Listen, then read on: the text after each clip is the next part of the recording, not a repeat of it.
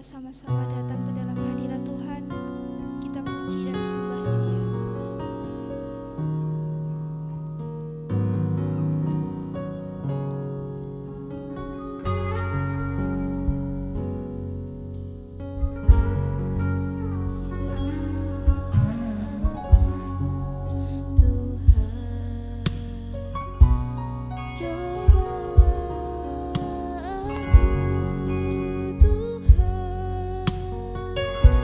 So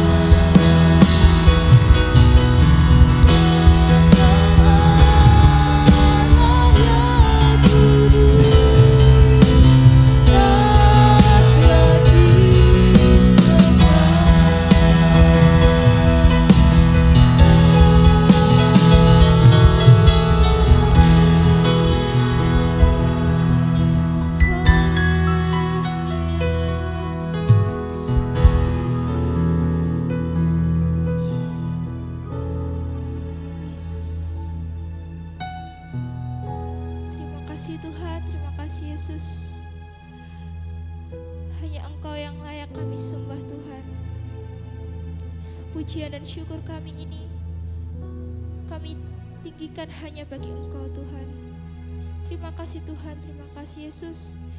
Kami ucap syukur karena malam hari ini Engkau masih memberikan kami kesempatan untuk kami bisa bersama-sama berkumpul di dalam hadirat-Mu untuk mengikuti ibadah pemuda dan remaja secara online. Meskipun kami beribadah dengan tidak bertatap muka, tapi kami yakin dan percaya bahwa Roh Kudus tetap ada di tengah-tengah kami. Terima kasih Tuhan, terima kasih Yesus. Kalau sebentar kami akan mulai ibadah kami, Tuhan pimpin ibadah kami dari awal, pertengahan, sampai pada akhirnya. Kami serahkan segala doa serta ucapan syukur kami ini hanya di dalam nama Tuhan Yesus Kristus. Kami sudah berdoa dan mengucap syukur. Haleluya, amin. Shalom teman-teman.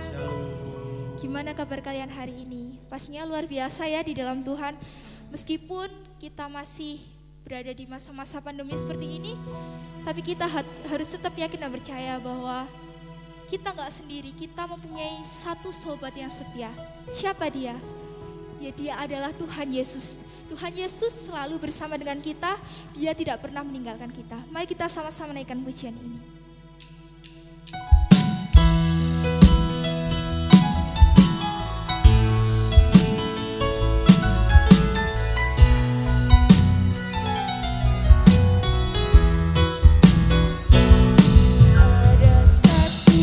Waktu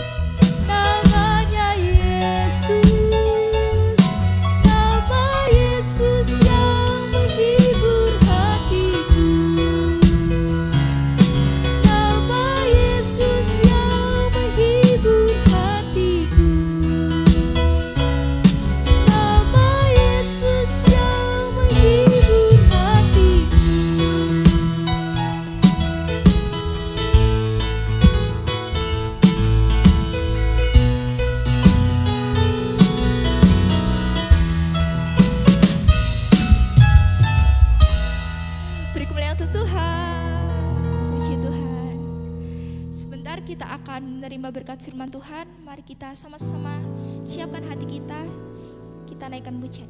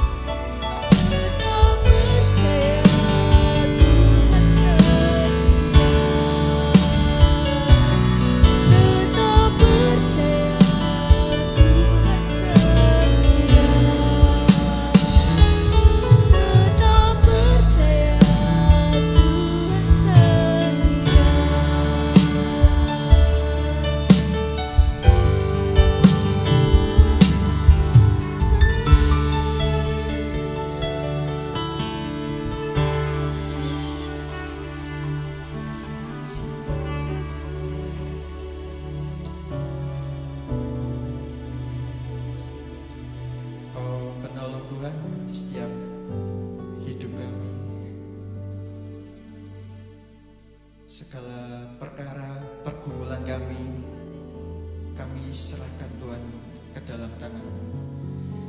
Dan kami percaya Tuhan, Kau selalu menolong di setiap apa yang menjadi isi di hati kami Tuhan. Dan sebentar lagi kami anak-anak-Mu mau mendengarkan firman dari hamba-Mu Tuhan. Berkati hamba-Mu yang menyampaikan firman, dan berkati Tuhan kami semua yang mendengarkan firman dari hamba-Mu Yesus. Terima kasih Tuhan, terima kasih Yesus. Doa ini kami serahkan dalam tangan-Mu. Dalam nama Tuhan Yesus, haleluya, amin. Shalom, GUGC yang saya kasih dalam Tuhan Yesus. Kita bertemu lagi Jumat yang kedua ya bulan ini. Yakin dan percaya Tuhan Yesus senantiasa ada dalam pihak kita ya, dalam segala apapun juga. Tema renungan malam ini saya ambil sebuah judul namanya Breakthrough Process ya. Breakthrough Process ya. Jadi bayangan kita kan senantiasa membayangkan namanya breakthrough, namanya terobosan. Wah, itu terjadinya instan, terjadinya tiba-tiba, ada kejutan gitu kan ya. Tapi sebetulnya enggak ya. Namanya breakthrough itu tetap ya ada prosesnya ya. Ada proses sebelum breakthrough itu betul-betul terjadi ya. Sesuatu yang kita harapkan, sesuatu yang kita inginkan, sesuatu yang sepertinya menjadi hal yang mengejutkan, yang menggembirakan itu terjadi. Itu bukan mendadak ya, tapi memang berproses ya. Saya akan mulai dengan sebuah cerita ya. John Smith, anak 14 tahun, seusia remaja begitu. Dia waktu dolan ke sebuah danau yang bersalju ya, danau yang menjadi es ya. Dia dengan teman-temannya ada bermain bola di situ ya. Nah, tiba-tiba es itu pecah ya, sehingga 3 anak itu semuanya masuk ke dalam danau itu. Masuk dalam keadaan posisi yang sangat dingin seperti itu. Sudah cepat-cepat ada tetangga yang melihat, tetangga danau ya, orang-orang sekitar danau, ada satu orang yang melihat, oh ada anak tenggelam, cepat ditolong ya. Tapi itu kejadian hampir 15-30 menit ya. Dan 2 anak ini bisa tertolong, tinggal satu yang namanya John Smith. Dia nggak tertolong, dia tetap masuk dalam air dan kemudian dengan cepat bisa ditolong, tapi ternyata dia dalam keadaan koma. Nah, koma. Nah, mamanya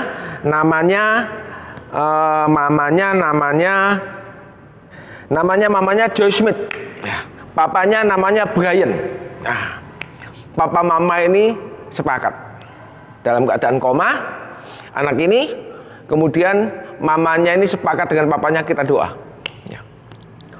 Doa dan tidak terjadi apa-apa. Sampai papanya sudahlah menyerah aja. Kayaknya si John nggak bisa untuk dipulihkan kembali ya. Dokter bilang kalaupun nanti bisa pulih anak ini, akan terjadi proses dalam otaknya karena ada pembekuan yang begitu lama waktu dia tenggelam sekitar 15-30 menit di dalam danau tadi itu, sehingga terjadi mungkin penggumpalan darah, sehingga ada sebagian otaknya akan rusak. Tapi si mama ini nggak putus asa ya. Dia kepingin namanya breakthrough. Filmnya juga judulnya Breakthrough ya. Dia kepingin ada terobosan ya. Tapi seperti yang saya katakan, ada prosesnya. Semua nggak mau. Papanya sudah menyerah ya. Tapi mamanya nggak, tetap doa ngotot sampai kemudian di film itu terjadi waktu mamanya ada di dalam kamar, kemudian ada teman-teman yang banyak, teman-temannya John semuanya berdoa. Wih, situasinya cukup apa yang mengharukan sekali. Berdoa untuk si John. Dan satu titik ternyata begitu itu terjadi tenanan, terjadi sungguhan. John matanya terbuka dan kemudian dia mulai menyadari segala sesuatu, dan kemudian anak ini dipulihkan bukan 90%, tapi 100%. Ini breakthrough. Yang kita tahu, yang kita belajar, yang kita kadang-kadang cuma mengerti bahwa breakthrough itu terobosan mujizat yang luar biasa. Tapi sebetulnya malam ini kaum muda belajar sama-sama dengan saya tentang proses dari breakthrough itu, ya. Proses terjadinya sesuatu yang luar biasa dalam kehidupan kita. Dan jangan khawatir, Tuhan akan berikan itu buat setiap kehidupan kita. Tapi proses itu jalani dahulu. ya, jalani dahulu dalam kehidupan kita. Ya. Kemarin di Cina saya lihat di medsos ada pembangunan satu bangunan lantai 7 semalam jadi. Ya. Lantai 7 semalam jadi. Orang melihat, wih ini terobosan yang luar biasa ini. Semalam semua dibangun di tempat-tempat yang lain bisa setengah tahun, bisa 1 tahun ya. Belum jadi ya. Tapi ini pembangunan semalam jadi, lantai 7 selesai dalam semalam. Luar biasa. Tapi orang nggak menyadari bahwa di belakang itu juga ada proses yang luar biasa ya.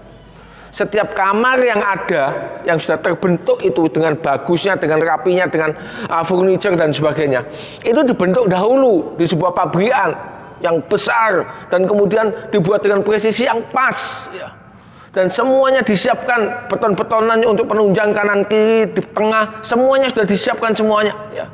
Penggalian juga mulai disiapkan dengan alat-alat yang canggih. Dan kemudian waktu semalam itu semuanya bergerak, semua kendaraan datang, tukang-tukang yang ahli datang, dipresisikan demikian rupa persis. Semalam semuanya terpasang, setiap kamar sudah selesai, tinggal pasang dengan crane, selesai semalam. Kayaknya kita lihat, wah ini beritunya luar biasa, terobosannya hebat, mujizat semalam jadi. Tapi sebetulnya bukan begitu, ada proses di balik itu. Ya. Kita belajar sama-sama bahwa apapun yang terjadi ya dalam kehidupan ini sebetulnya ada prosesnya. Apalagi kita sebagai anak-anak Tuhan ya. Kita juga punya proses namanya terobosan yang lebih canggih, yang lebih ajaib, yang lebih mujizat ya. Yang dimana ada invisible hand ya. Tangan yang ajaib yang tidak terlihat ya. Yang menjadikan kita itu menjadi luar biasa kuat. Luar biasa mendapatkan sesuatu yang sepertinya mujizat dalam kehidupan kita ya. Karena apa? Yakin dan percaya yang kita punya ya lebih berkuasa dari apapun juga. Yang kita punya lebih kuat dari apapun juga di dunia ini. Yang kita sembah, yang kita kenal dengan Tuhan Yesus Kristus, Dia lebih luar biasa dari apapun juga. Yohanes 1 ayat 12 dikatakan seperti ini. Yohanes 1 ayat 12. Tetapi semua orang yang menerimanya diberinya kuasa supaya menjadi anak-anak Allah. Kita punya kuasa. Karena apa? Karena kita adalah anak-anak Allah. Yaitu mereka yang percaya dalam namanya. Ya. Kadang-kadang orientasi kita hanya pada hasil. Ya. Hasilnya luar biasa, baik, mujizat besar. Wah, kita mendapatkan sesuatu yang menyenangkan sekali buat tubuh ini. Tapi sebetulnya kita lihat apa yang terjadi di belakang itu sebetulnya. Ada proses yang panjang, yang mungkin menyakitkan, yang mungkin penuh dengan penderitaan, yang mungkin penuh dengan banyak pengorbanan untuk mendapatkan hasil yang luar biasa baik. Pun begitu, kadang-kadang kita akan lihat nanti di belakang ya. Kadang-kadang belum tentu baik bagi daging kita. Tapi kita belajar malam ini tentang proses breakthrough ya. Proses yang terjadi buat kehidupan kita semuanya. Khususnya untuk kaum muda malam ini yang dengar firman Tuhan. Hidupmu penuh dengan terobosan-terobosan. Hidupmu penuh dengan mujizat-mujizat yang luar biasa yang dari Tuhan. Karena engkau mempunyai kuasa itu. Kuasa sebagai anak-anak Allah yang luar biasa. Jangan orientasi pada hasil, jangan. Tapi orientasi pada proses yang paling penting dalam kehidupan kita. Tetapi semua orang yang menerimanya, menerima Tuhan Yesus sebagai juru selamat, percaya kepadanya, diberinya kuasa supaya menjadi anak-anak Allah, yaitu mereka yang percaya dalam namanya. Untuk mendapatkan proses ini, untuk mendapatkan breakthrough, katakanlah begitu ya. Apa yang harus kita lakukan? Proses ini terjadi karena kita minta sesuatu yang dari Tuhan. Apa itu? Satu, namanya hikmat ya. Satu, namanya hikmat ya. Hikmat ini lain dengan pandai, lain dengan pinter ya. Kalau pinter itu memang kadang-kadang semuanya sudah dirancang dan semuanya terjadi dengan sesuai yang dirancang, yang diplan dari awal ya. Itu pinter, itu pandai. Sebab memang dia bisa hitung-hitungan dengan persis sehingga bangunan ini jadi dengan perhitungan yang sangat matang. Nah, itu pinter ya. Di manajemen untuk pekerjaannya ya diatur waktunya demikian rupa sehingga dia bisa bagi waktu sehingga dia bisa mendapatkan banyak. Itu pinter Ya. Sekolah, semua teman-temannya dapat 5, dia dapat 9, nah itu pintar. Tapi kalau hikmat, pada saat kepepet, ya, pada saat sesuatu itu kita tidak bisa pecahkan, tiba-tiba Tuhan kasih sesuatu dalam kehidupan kita, teng, pemecahannya seperti ini. Makanya waktu Salomo dia minta sama Tuhan, Tuhan nawari dia, mau minta apa kamu? Minta kaya, minta hikmat, minta neko-neko, silahkan. Salomo minta apa? Kasih aku hikmat.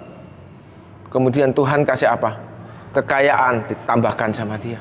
Karena memang dia tidak minta kekayaan, tapi yang diminta sama dia hikmat. Dan terbukti kan, pada waktu ada 2 orang ibu, ya, seorang ibu melahirkan 2 hari yang lalu bayinya. Sudah ditaruh di sampingnya, dia begitu senang dengan bayinya. Dia mulai gendong cium bayinya, dia mengenali bayinya selama 2 hari. Tiba-tiba ada tetangganya seorang ibu juga melahirkan, dan bayinya meninggal dunia. Si ibu ini nggak terima, aduh anakku kok mati. Malam-malam waktu tidur anaknya diijoli, ditukar sama dia. Dan kemudian ibu yang punya anak ini ngamuk-ngamuk, itu anakku, kenapa kamu ambil di sana? Yang ibu yang satunya bilang, tidak, ini anakku, anakmu sudah meninggal dunia yang di sampingmu itu. Kemudian datang kepada Salomo. Kalau Salomo hanya punya pinter, dia akan dengan panjang sekali menyelidiki hal ini. Dia akan lihat, oh itu posisi tidurnya gimana, oh itu kamu berjauhan atau tidak, oh rupa anakmu seperti apa. Kalau misalnya sekarang, oh fotonya gimana, modelnya gimana, kita tes DNA dan macam-macam. Ya, dan begitu. Namanya memang proses teknologi saat ini seperti itu. Harus proses tes DNA baru ketemu ini anaknya siapa. Ya, tapi GUJC tahu bahwa waktu ini terjadi di hadapan Salomo, dengan sekejap Salomo bilang, ambil pedang, anakmu belah jadi 2, satu kasihkan ibu si A, satu kasihkan ibu si B. Selesai. Dan kemudian terjadilah dialog. Nah, dialog ini terjadi kalau bukan campur tangan, ada tangan yang tidak terlihat, ya, nggak mungkin keadilan itu terjadi pada saat itu. Ingat, hikmat itu pengaruh dari atas, kuasa dari Tuhan, itu sangat berpengaruh yang luar biasa buat setiap kehidupan anak-anak Tuhan yang percaya kepada Dia. Makanya Mazmur 111 ayat yang ke-10 dikatakan, permulaan hikmat adalah apa? Takut akan Tuhan. Ya, Mazmur 111 ayat 10. Takut akan Tuhan. Semua orang yang melakukannya berakal budi yang baik. Puji-pujian kepadanya tetap untuk selamanya. Amsal 9 ayat yang ke-10 dikatakan, permulaan hikmat adalah takut akan Tuhan dan mengenal yang Maha Kudus dalam pengertian. Nah, kaum muda, kita tahu bahwa rahasia hikmat yang kita minta sama Dia untuk memecahkan kehidupan kita kaum muda, mungkin dalam proses cinta, atau mungkin dalam proses sekolah, dalam proses pekerjaan, perjodohan, minta hikmat sama Dia. Nggak cukup pinter, nggak cukup analisa kita, nggak cukup kita pakai namanya mungkin kalau orang tua seperti ya generasi saya harus lihatlah namanya bobot bibit bebet. Ya, dan begitu ya, kalau mau cari jodoh buat anaknya, lihat dulu bobotnya gimana, lihat dulu bebetnya siapa, lihat dulu bibitnya siapa, kan gitu ya. Semuanya harus dianalisa. Tapi kalau kita punya hikmat Tuhan, ya, di dalam pekerjaan kita, di dalam sekolahmu, ya mungkin di dalam perjodohanmu, ya, Tuhan akan berikan yang paling luar biasa. Karena apa? Karena engkau takut akan Tuhan, dan engkau akan diberi hikmat yang luar biasa. Hikmatnya Dia melebihi segala sesuatu. Contoh yang paling gampang dan paling kita lihat bisa saat ini. Siapa yang bisa membangkitkan orang mati? Siapa yang bisa menghidupkan dia? Saat ini teknologi sudah demikian canggihnya, tapi kalau orang mati tetap mati, nggak bisa dihidupkan lagi. Tapi kalau Tuhan kita Yesus Kristus, Anak Allah yang hidup itu, yang turun ke dunia bagi kita, Dia bisa berbuat segala sesuatu. Hikmatnya melebihi apapun di dunia ini. Kalaupun sudah meninggal dunia, kalau Dia katakan bangkit, bangkit enggak? Hidup anak itu. Itu pun terjadi buat Petrus, muridnya Tuhan Yesus. Terjadi juga buat kita harusnya. Kalau Petrus kan bukan Tuhan Yesus, tapi karena punya kuasa itu, hikmatnya Petrus melebihi dunia ini. Dia hanya seorang nelayan biasa, tapi dia punya hikmat yang luar biasa mengalahkan para ahli Taurat. Dan waktu Tabita sakit, kemudian meninggal dunia, orang banyak menangisi dia. Itu orang baik Petrus, tapi kenapa kok meninggal dunia? Dia banyak berbuat baik sama kita. Petrus datang, Tabita bangkitlah. Hidup enggak? Hidup. Orang mati, hidup. Apalagi pekerjaan, apalagi sekolahmu. Takut akan Tuhan, punyai hikmat, minta sama Dia. Terobosan-terobosan itu akan terjadi buat kita semuanya. 2. Tunggu waktunya Tuhan. Ini agak berat ya. Kita melangkah yang agak berat ya. Tunggu waktunya Tuhan. Waktu Yusuf difitnah sama istrinya Potifar, kita tahu. Kemudian Yusuf harus masuk penjara. Itu enggak sedikit tahunnya. Kalau Ahok mungkin cuma 2 tahun. Tapi kalau Yusuf dia harus tunggu 14 tahun dalam penjara. Tapi kita tahu, dia tetap takut akan Tuhannya. Tuhannya Allah Abraham, Tuhannya Ishak, Tuhannya Yakub, papa-papanya, nenek moyangnya dia. Dia begitu takut, dia begitu respect, dia begitu menghormati. Dia tidak mau menyakitkan hati papanya yang tidak kelihatan itu. Dia tidak mau menyakiti hati Tuhannya yang tidak kelihatan itu.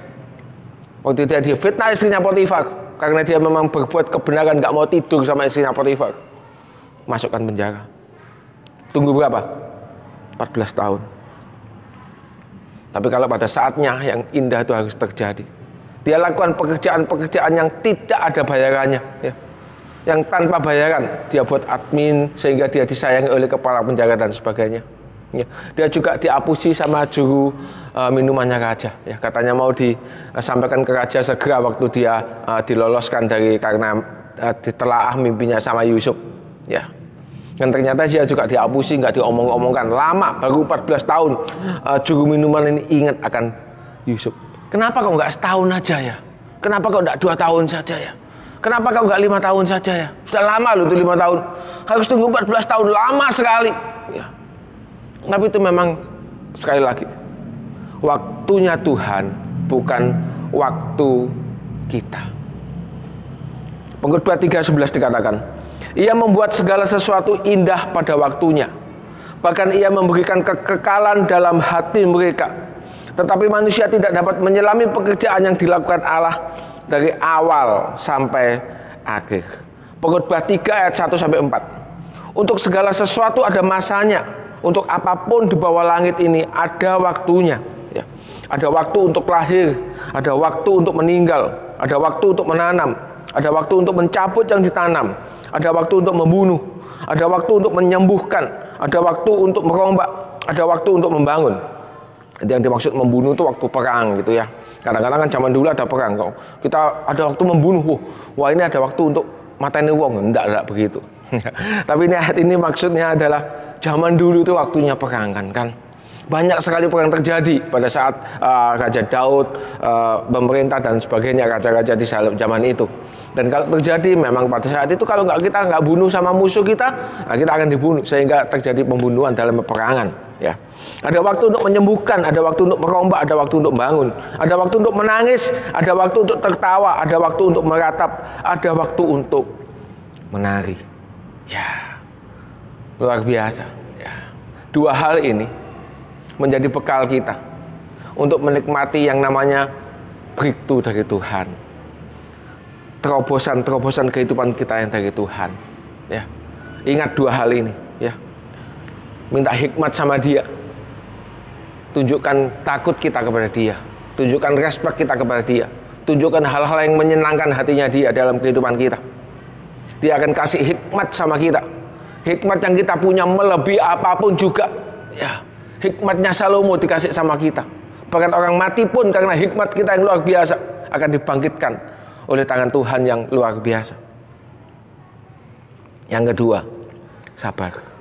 Dia akan kasih kita mungkin dalam seminggu, puji Tuhan. Tapi tetap proses ini harus ada. Ya. Dia akan kasih kita mungkin 2 bulan lagi. Atau mungkin juga 14 tahun lagi. Seperti Yusuf. Nah, yang terakhir, lebih berat lagi. Ya. Memang malam ini GOGC kita belajar sama-sama hal yang agak berat sedikit. Ya.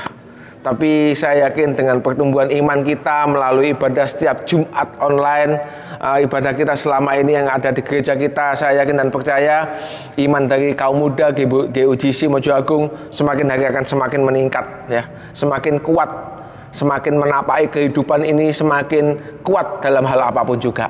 Ya. Nah, yang ketiga, hasilnya piye? Hasilnya apakah kita selalu karena memang kita sudah melakukan proses yang luar biasa itu, kemudian kita menikmati terobosan yang luar biasa dari Tuhan, dan kemudian kita anggap bahwa terobosan itu adalah selalu hal-hal yang menyenangkan? Tanda tanya, ya. Ataukah setelah kita melewati proses itu, kemudian kita menikmati terobosan Tuhan, kita mendapatkan hal-hal yang menyukakan daging kita, menyenangkan alam pikiran kita, ya, sesuai dengan harapan kita? Tanda tanya besar. Ya. Kalau itu yang jadi wawasan kita, ya. Kalau itu yang jadi wawasan kita, ya. Maka renungan malam ini abaikan saja. Ya. Judulnya aja breakthrough proses. Jadi saya kepingin penekanannya adalah pada proses terjadinya terobosan, proses terjadinya segala sesuatu yang baik atau apapun juga, karena Tuhan yang pegang peranan dalam kehidupan kita. Itu, ya, abaikan hasilnya, nggak penting bagi kehidupan kita, ya. Tapi kalau proses itu sudah kita jalani, ya, hasilnya itu terserah dia, ya. Biarlah hasilnya adalah kehendak Tuhan, ya, buat kehidupan kita. Yakin dan percaya, dia tidak akan pernah mengecewakan kita.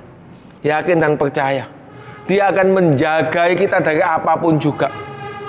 Yakin dan percaya, keselamatan yang kita punya ini bukan hanya untuk di dunia ini, tapi untuk kehidupan kekal yang sekekal-kekalnya, yang tidak ada lagi waktu dihitung di sana. Kalau di dunia ini kita hitung waktu 24 jam, besok pagi Jumat, besok pagi Sabtu, besok pagi Minggu, besok pagi Senin, minggu depan kembali lagi berputar. Seperti itu terus ada perhitungan waktu. Hari Senin kita harus ke sana, hari Selasa kita harus ke sana. Tapi di sana tidak ada waktu, waktunya dihapus. Semuanya yang terjadi hanyalah kekekalan dan kekekalan. Ya. Saya tahu bahwa renungan malam ini mungkin cukup berat. Ya, kita belajar hal-hal yang sepertinya ada peningkatan, ada apa ya namanya itu ya, lebih angel gitu ya, lebih sulit untuk dipahami, apalagi untuk kalau itu terjadi buat kehidupan kita. Tapi inilah memang yang namanya proses kehidupan, ya. Proses terobosan itu terjadi, ya. Satu, minta Tuhan untuk punya hikmat melalui takut akan Dia. Dua, lebih berat tingkatnya, ya. Kita harus tunggu waktunya Tuhan ternyata. Nggak seenaknya dewi, minta sekarang jadinya nanti siang, nggak bisa seperti itu. Semuanya terserah Dia. Kadang-kadang memang sangat instan, ya. Ya, waktu si penjahat, 2 orang penjahat yang disalibkan di kanan kiri Tuhan Yesus, yang satunya bilang, Tuhan, kalau Engkau masuk di Firdaus, ingat sama aku. Dan Tuhan bilang, saat ini juga Engkau bersama-sama aku masuk dalam kerajaan surga. Saat itu juga terjadi terobosan yang luar biasa di detik-detik kematiannya. Belum pernah kenal sama Tuhan Yesus belas. Begitu Tuhan Yesus, begitu dia ngomong seperti itu, Tuhan Yesus menanggapi dengan sangat positif. Saat ini juga kau hidup bersama aku dalam kerajaan surga. Wih, luar biasa. Itu namanya terobosan yang paling cepat di dunia ini terjadi, ya. Puji Tuhan kalau seperti itu. Tapi kalaupun tidak, tunggu waktunya Tuhan. Kayak seperti namanya tadi saya kasih contoh tentang Yusuf. Terserah Tuhan. Yang ketiga, lebih berat lagi. Kadang hasilnya itu tidak memuaskan kehidupan kita.